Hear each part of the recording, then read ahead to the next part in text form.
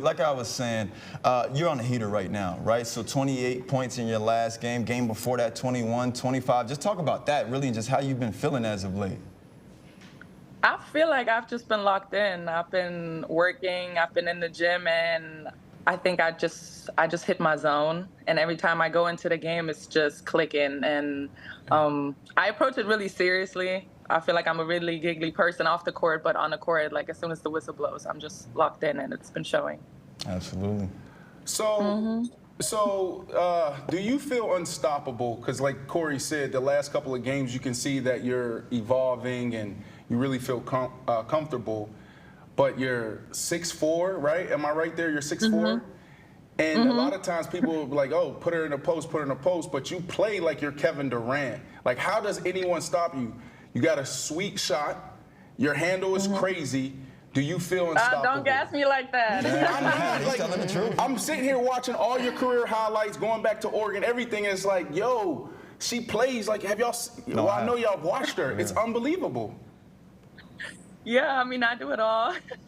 I don't know. I feel like just growing up, practicing basketball, I never wanted to be in a post or just, the big that will just shoot some layups. So I always took the ball, dribbled around, shot a ton. And if you make it, they can't really tell you not to shoot. But we had this drill in college, red light, green light. And if you hit a certain number, you get the green light and you can shoot it in a game. So just always did that. And then, yeah, using that green light. Satou, I tell everybody if they're not watching the W, they're missing out on some absolutely incredible basketball. But I feel like this season particularly has just been ignited from the very beginning, from the first game. Would you be willing to say that across the league, team to team, city to city, that this is the best basketball the W has played just collectively in a very long time? For sure. I mean, you can even see it with the people that watch the games, especially when they come the first time. They're so blown away because it's something really new and unique. I think people always try to compare the WNBA to the NBA, but it's so different. Our skill set is different. And in the end of it all, if you love basketball, you'll see how good we are.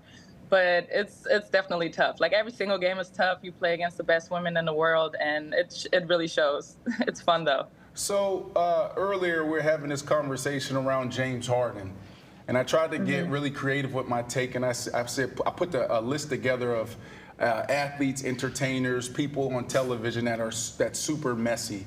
Okay, 50 Cent, Donald Trump, The Game, James Harden, Gilbert Arenas was added to the list, and also I was added to the list by my... For being messy? For being messy, my partner, Ashley Nicole Moss. So she just gave you a layup talking about, oh, the WNBA, everything, like the basketball's great. Yes, but my question is this. How do you guys bridge the gap between Las Vegas and Dallas? It's a huge gap, and it's not just you guys. In the West, y'all the number 2 seed. But how do you bridge that gap between them? Taking it game by game. I think the gap is smaller than it might seem if we play against each other. You don't really need to bridge that gap, in terms of standing, but we'll bridge the gap in a single game or hopefully in a playoff series along the way. Okay. Would you say that that's the mindset of the team moving forward? At this point in the season, is just game by game, night by night, and chip away at it slowly? I think if you focus on something bigger, and you have that in a mindset, but it takes little gradual steps to get there. So just focusing game by game. If you lose, it's not all right, but you just gotta move on to the next game because it's 2 days after that. You cannot really indulge too much in success. You cannot indulge in failure. So I'm not even looking at them all the time. I'm just really focusing on us and our progress. And I really trust in our progress. So I want to shift gears just a little bit here. Dirk went into the Hall of Fame. He welcomed you to Dallas, right? You gave him a shout out. How was it seeing Dirk up there and listening to his speech? I mean, absolutely amazing. He's such a legend, and the fact that I know him now is really, really cool to me, just growing up. I think the first time I saw him was when I was 12 years old, watched his movies, watched his games, and he's been such a pinpoint for basketball in Germany. So I feel like just seeing him up there, deservingly so, made me super happy. And I feel like I'm a part of it just because I'm also, German. So I'm like, yeah, he made it. That's dope. So I got a question for you. Maybe this might be me getting a little messy. Get messy. Yeah, let's get messy, Satou. It's a messy show, what? Satou, are you and Enrique Agumawale the best duo in the WNBA? Ooh. Yes, sir, we are. There we go. I love it. See, that's why I love the WNBA and women's sports, because y'all don't shy away. Y'all get straight to it.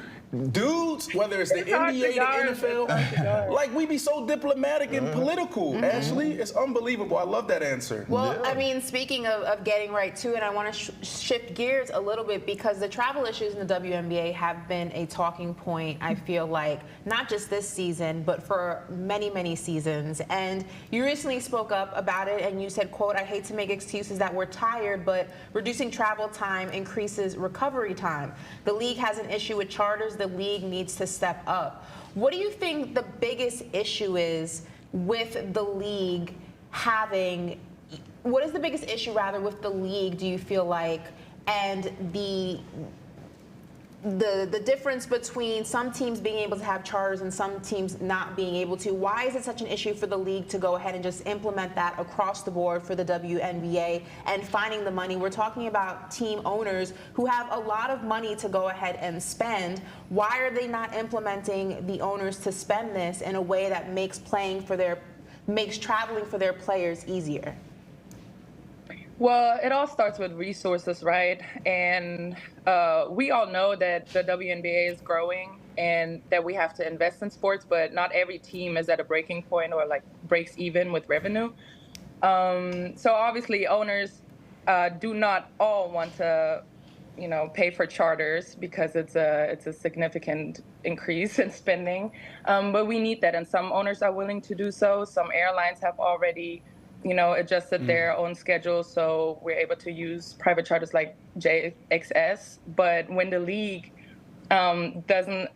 sees it as a competitive advantage for some teams to charter and some teams not, and then protect those teams, it kind of hinders everyone from gaining the recovery time, gaining all the things that we really need. But it's an investment for me. Yeah. It's an investment in us. It's an investment into the league, and we have to find these funds. We have to get these funds, and I think it's just a business decision to finally do so. For people who are unaware of, in the NBA, it's unheard of that players fly commercial. It hasn't been that way for many years. They fly charter flights. For people who are unaware or who want to downplay the difference between commercial and charter, can you just go ahead and explain the difference, explain the travel time, explain what it means, in terms of recovery time for people who, like I said, want to downgrade it and say that it's not that big of a deal? Yeah, absolutely. Let's say we practice in the morning, right, at 9 a.m. because our flight leaves at 1. We have to be at the airport 2.5 hours earlier, get the bags. Mind you, in college, some teams travel charter, so you just go with the bus 1 hour before the flight. All the bags are being loaded on. You take a flight, you land, you're already there. Now we play a game, right, the next day. If we have a charter, we can leave right after the game. We don't have to stay another additional night in a hotel, which frees up the next day as a recovery day and not as a travel day. And the recovery days, we are still in the gym, so people don't understand how much time actually goes into working and maintaining our bodies. And with the public flights, you're at the airport for 5 hours. You have to wait for the bags. It's just a lot of time that goes, and time is really essential for us. I think it just, when you're in the air, your muscles tighten up, injury rates go up with all the flights. We catch flights every other day. It's a lot of flights, and I think the amount makes it just so heavy. If we had 2 games a week, it would be very different. But with the game increase even happening this year, I think the WNBA should have also considered traveling with that. So listen, I think it would be cool to be in Chicago O'Hara and see you, right? And I have my son and my daughter People get on the really same excited. Yeah, that'd be really cool. But I'll be honest with you, I don't want to see that. right? Like, Yeah. you know, I think it'll be a cool experience for my family, but seeing our superstars in the WNBA sitting there and waiting 5 hours for their flight, I think there's, you know, more that we can do. So my question for you is, you know, what are some of the solutions? I would say invest in women's basketball. You know, it starts from person to person. Spread the name of the WNBA. Be vocal about it. I think our commissioner, Kathy Engelbert, is actively working to find a solution. You know, there's also conversations about league expansion, but focusing on something like traveling can and prioritizing that can obviously be pushed up on the agenda. Well, also something that can be pushed up on the agenda and is constantly spoken about is the pay difference between the WNBA and the NBA. And when we sat down with Angel Reese in Baton Rouge, fresh off of, you know, historic and just incredible NCAA Final Four run, she said that she was in no rush to go into the WNBA because of how much money she was making through the NIL. And I wonder, you know, what current players in the league right now think of this new NIL era, and are you, you know, not envious, but are you sad a little bit that you guys missed the boat in making such a monumentous amount of cash in college? Listen, I am so happy for them, and they deserve every single dollar that they get. I'm so excited. This means generational wealth for, you know, young female athletes. That is finally something that we can do. Obviously, I'm sad that I missed the mark because I was right there after COVID. But I would say I'm a trailblazer. I was there. I'm one of the people that made it possible for them to thrive of it, and I'm super happy. But obviously, we want more compensation. I feel like that's just a fair thing to ask for our bodies that we sacrifice, for what we do, for the talent that we have, and for the people that would actually watch if it's being shown. I think we do deserve that. But again, it's gonna happen by time. I'm really trusting in the development of women's sports. And if it's not me, then it's going to be, you know, the next young girl that's going to start playing basketball. It's going to be her in 20 years. And that's something really great that's happening. And I'm happy about that. Listen, I would say this, the W is in great hands right now. I just love how bold and unapologetic you guys are. You guys have always stood at the forefront of social challenges and issues. And now you guys are carrying, you know, women's sports forward. It's not just for the WNBA, but all of women. And so I'm extremely proud of you guys and thankful because I have a daughter, right? And she's now playing volleyball. I'm sure maybe in a few months or a couple of years, she'll be asking me about basketball. So great work there. Really quickly, what are you listening to right now? You know, tell me what's on the playlist, what's on repeat. Pre-game. Tell me also what you're watching on Netflix. We want to get to know you off the court. We know you're a beast there. You know, I want to play one-on-one with her, Ashley. I don't think she can beat me. Angel Reese, you know, I'm not going to talk about it, but we battle. All I'm going to say is we battle, okay? Oh my God. You battled? Who won? Ashley? Okay, I will say this. No, Angel won. I'm gonna say this. Angel won. I was very impressed with Brandon's free throw abilities. He banked those free throws one after another. I didn't bank them. You did? No, that bank. Like if I hit the backboard, I didn't back. Be clear. He's a great free throw shooter. Angel Reese, though, one-on-one, he can't see her. That's hilarious. But something that gets me into the game, obviously, is music. I've been listening to Millions by Bia. That kind of gets me pumped. Kind of a new song, so that's definitely on there. Ghana is always on my little playlist before the game. I feel like, you know, smooth little voice that just kind of gets me into the zone. There you go. But Netflix, I'm not watching too many shows right now just because I feel like it's kind of not a lot going on. But I did watch Quarterback, and I really loved it. I think it was great to see how other athletes think the game and how they approach the game. So I've been kind of learning a little bit about just how I can think a little bit different as a professional athlete from that show. It was really cool. We're trying to get Ashley to watch Quarterback, but she's not interested. She's a big Hard Knocks fan, so she's watching that. Good. So, you know, I love that. I love what you just said, right? That's very mature, you know, because you're still, I don't even know if you entered your prime yet. It feels like you're about to enter your prime, or hell, maybe the last week or two, you know, seeing you on this heater, you're kind of morphing into that space. But, you know, what do you see for yourself when it's all said and done? What's the story? Greatness. I wanna be the best. I think I'm just on that mode right now where I want to be the best, and I think it shows in the games just because I'm confident in what I've been doing every single game, and I'm just having fun with it. And in the end of it all, I want, you know, obviously I want accolades like championships. You know, hopefully I'll follow Dirk's footsteps, but I want to be someone who brought the game to other people, who excited people about, you know, wanting to start playing basketball and then opening doors for themselves, because basketball has given me so much. So if I can make other people fall in love with the game, I feel like I've done my job. Love that. No, I want to go back to what you said. You said you was watching quarterback. I want to know if you a fan of football. You know, we're a football platform. You got like your favorite NFL team? Good question.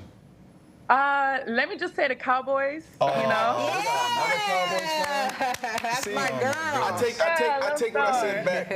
I thought you was unapologetic. How about that boy? You saying that's political because she plays in Dallas. But she also knows right, the best right. team to root for. She's not dumb.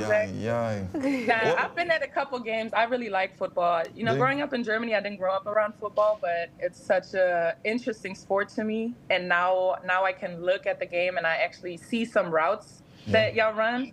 And I'm like, oh, okay, I see it. It's not too different from basketball, you know? Yeah. When you know the game, but it's really cool. I love it, physical game, but definitely an admirer rather than me wanting to play it. Now, you know they have some games in Germany this year, and they've actually, I think we had one last year. Yeah. The NFL had one last year. Well, I want to get predictions, though. What are your predictions? What teams do you have? And not just the NFL, too, because, you know, we got to get a little messy, right? We got to do the WNBA, and I want to do the NBA, too. So who are your predictions? Like, who you got going to the championship in all three of those leagues? Let's finish with the WNBA. Okay. Whew. Okay, NBA, I will go with Phoenix. You know, I kind of like what they're building up there. So either Phoenix or Celtics. Okay. I want both of them in the final. Okay. Celtics. Interesting. That is interesting. I was rooting for them this year too, but NFL, I would say, yeah, I'll just go with my Cowboys. Maybe they'll be lucky this year. That's fair. We always need a little luck. Got a And good then chance. WNBA, shout out to Dallas. Yeah. Of course. I love that. Who you got them playing? Them, us, Vegas. we, Vegas. Nice. Vegas. Oh, because you were on the WNBA. I thought we were But still I on would the love NFL. to play against my sister too, against New York. But we might, you know, They're we might balling have too. them in the New York round is before. balling Yeah, too. Liberty look Yeah, nice. they are. Ooh, They are. top Okay. three sure. team. Okay. All right, I love Yep. it. Yeah. You gotta lock those predictions in and see Right. what comes to fruition. There you here go. for it. Dallas. All right, let me ask you this last question. This is my last question. Maybe we go around and we'll let you go. You know, you got this, I don't know, you got to wait 5 hours in the airport or something. We got to bring some today. brands in. We got to call it out. Yeah. I don't like it. I think that's the idea I have. Like, I feel like these Uniteds, the Deltas of the world, they should invest in you guys. Like, because we're going to follow y'all lead. The power of the black women. Y'all control how much marketing spend. It's ridiculous. So it'd be a good decision for Delta, United, American to invest in you guys. But anyways, here we go. Does depth matter? Right? So you talk about y'all have a big two, right? We have this big debate on our show, okay? So we have Corey, but we have our big two, myself and Ashley Nicole Moss. We got into this heated exchange for, over a month, right? And I'm like, yo, you got KD, you got Booker, right? I don't care about what they got on the bench. Obviously, Chris Paul didn't go down at the time. You have Ayton and Ashley. Depth matters. So y'all got the big two. You said it's the best in the WNBA. How much does y'all bench matter?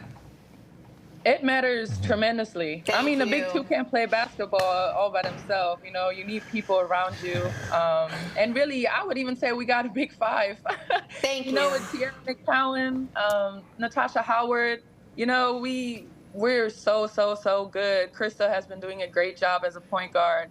And going down the bench, we have such great young talent, and they've been getting some minutes and just have been, improving themselves. But depth definitely matters. Thank you. And you heard it from a baller herself. We can put this conversation to bed forever. Thank you so much. I appreciate you tremendously. You have no idea. No, we appreciate you and keep Really? That was the combo. It wasn't even a combo. It was the most draining debate I've ever had in my life. No, listen, and we're going to bring it back we're going to bring it back here. No, we're not. But here's my thing. When you guys make it to the playoffs, what I'm saying is your Big 2, Big 5, y'all can get it done. Not over a course of a year or a career. I'm talking about in those moments, like in a series, in the playoffs. That's what I'm saying. Brandon, let it go. All right, I'll let it go. Please let it go. I think it's the difference maker for sure. It's a difference maker, but not the only thing that can happen. Yes. Well, listen, we thank you. Your name, it doesn't mean rise to number one, but I love that meaning because you are number one. Anything we can do for you guys, using our platform, partnering together to push the W forward, women's sports, let us know. We appreciate your time and you jumping on our show. Thank you. Yes, absolutely. Appreciate everything. Thanks for coming on, Satou. Keep balling. Thank you. Keep balling. You're going crazy. For sure. We should have asked for some Will tickets. do. Oh, my goodness. Courtside. All right, Satou. You think she'll give us some courtside? That'd be nice. Of course. Oh, she's still there. Yeah, I'm still here, but just let Eddie know. Yes. All right. All right, guys. Bye-bye. Bye-bye.